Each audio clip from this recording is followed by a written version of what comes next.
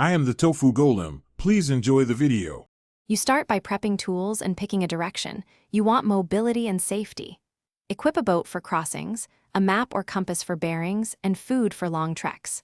Once done, travel along straight axes to efficiently cover ground. This reduces overlap and helps you spot the roofed forest canopy.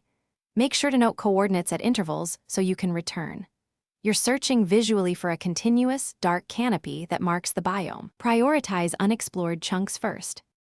Once you've covered initial ground, switch to elevation to confirm sightings. Pillar up or use elytra to scan the horizon. Roofed forests have contiguous dark leaves that stand out. You can also compare your coordinates against a seed map on a second device, but when not available, use F3 to read biome names near chunk edges. Make sure to search biome borders carefully because dark oak often appears in patches adjacent to other forests, so methodical sweeping reduces missed spots. You finish by entering the suspected area to confirm dark oak presence. Check for 2x2 trunk clusters and giant leaf cover plus occasional mushrooms. If you don't find the trees, expand your search radius by 500 to 1,000 blocks and repeat the axis sweep. This fixes sparse spawn issues. Make sure to clear nearby trees that can hide canopy edges.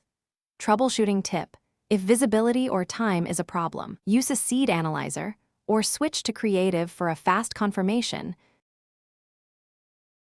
Thanks for watching.